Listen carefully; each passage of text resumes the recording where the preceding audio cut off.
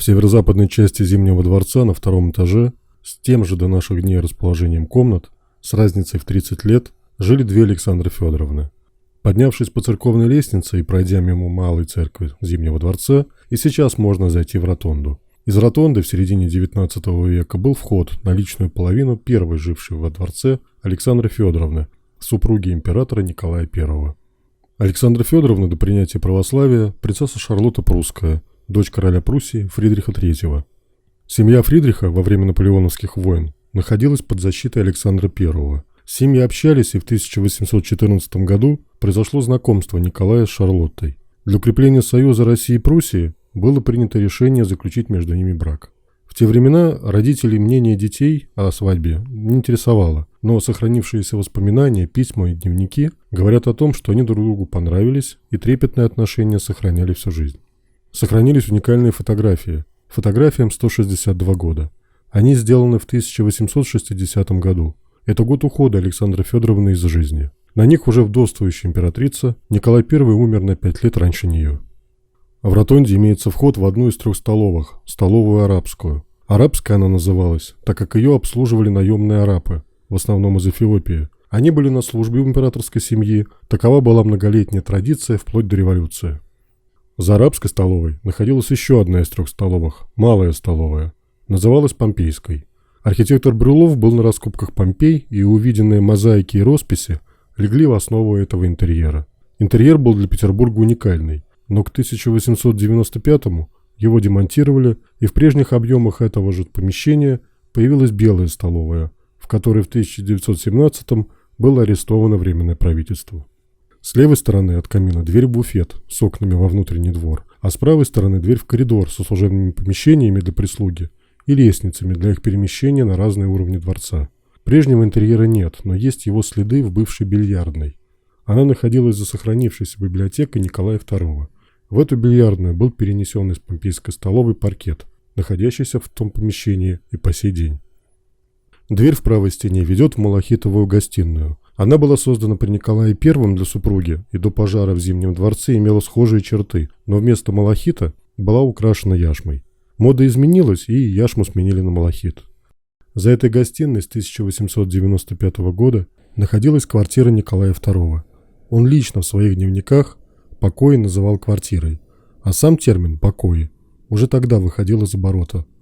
А вот за 35 лет до этого в этих же покоях, в тех же габаритах, жила супруга Николая I и тоже Александра Федоровна. Интерьеры ее комнат сохранились в акварелях.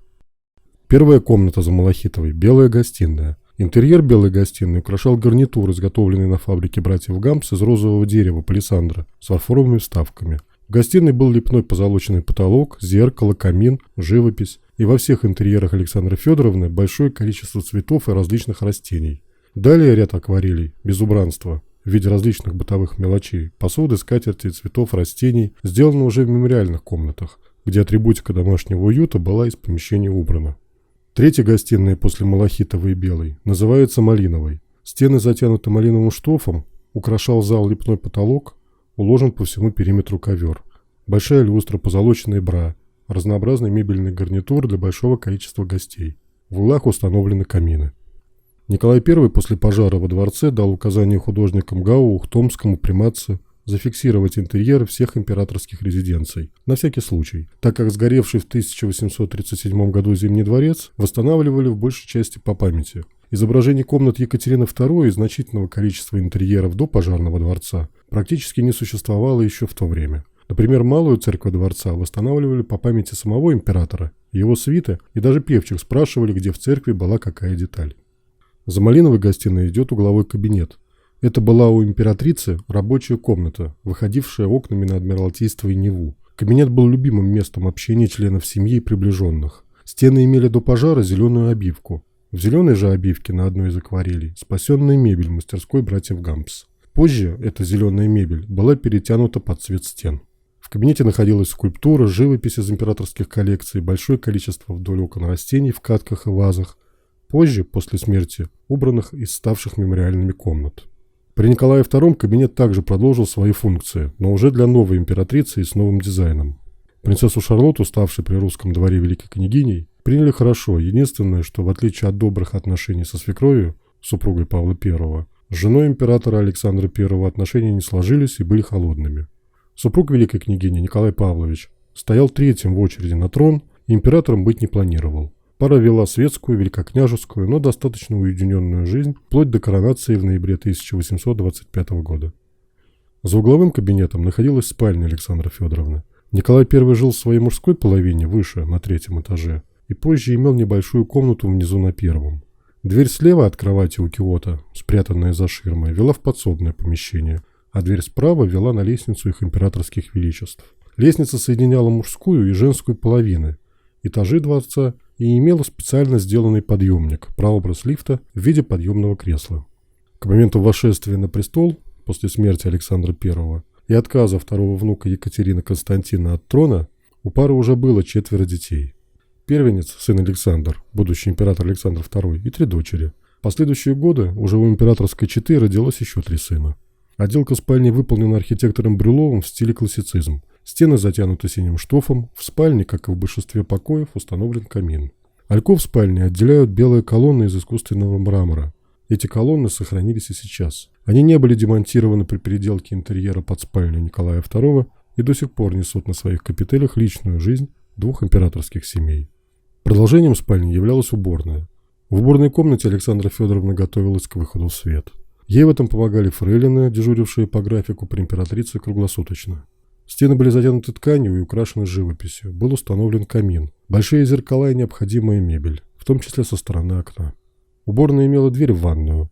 У супруги Николая II в более позднем интерьере дверь в ванную была явная, а в более ранний период подобные приватные двери маскировали под интерьер.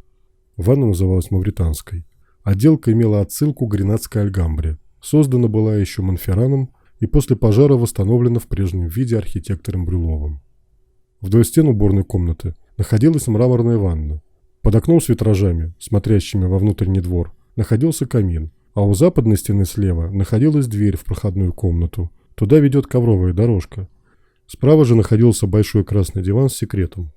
Секрет заключался в том, что в мраморной ванной, если и мылись, то нечасто. Ванна, как и все интерьеры, была парадной, и там даже иногда принимали гостей. Поэтому постоянная медная ванна, углубленная в пол, как раз находилась под этим диваном. Вернувшись из ванны в уборную, можно было выйти в будуар при зимнем саде. Это зимний сад уже после смерти хозяйки. Архитектор Брюлов в зимнем саду создал грот ниже уровня этажа, в который можно было спуститься по мраморной лестнице. У восточной стены была создана зеркальная беседка, а за камином в пространстве сада был расположен будуар. Стены будуара были затянуты тканью. Этой же тканью была обита и мебель. Здесь зафиксирован уже мемориальный интерьер. Ткань от времени потемнела, изначально она была намного светлее. В центральную арку был встроен камин. Причем не простой, а двухсторонний. Каминные топки отдельная. Одна со стороны будуара, а другая со стороны сада. Мало где во дворцах такое можно было встретить. Сохранился вид зимнего сада и при жизни хозяйки. На акварели анфилада комнат от углового кабинета до зимнего сада. Можно увидеть реальный, не потемневший от времени цвет мебели и, соответственно, цвет стен будуара. Уборная на то время имела розовую обивку и другой ковер. Периодами ткань в комнатах меняли. Зимний сад и будуар после фиксации на акварели через 35 лет станет кабинетом Николая II. Ну а до кабинета, внизу, в гроте, расположенном ниже 2-го этажа, находились диван, стол, фонтан, стояли клетки с птицами. Судя по всему, зимний сад, будуар с арками, двойной камин, зеркальная беседка, грот, фонтан, поющие птицы, балкон на фасаде, особенно вечером, да еще и при свечах, создавали уютную атмосферу в этой части дворца. За правой дверью зеркальной беседки был вход в проходную комнату, соединяющую напрямую зимний сад и ванну. Следом за проходной шла большая столовая. Изображений нет. Позже она будет разделена на бассейн и библиотеку Николая II. Следом шел буфет с лестницей, будущая бильярдная, и одна из кладовых дворца – бриллиантовая комната, в будущем приемная. Следом шла проходная комната с выходом в темный коридор. Электричества еще не было, и там действительно было довольно темно.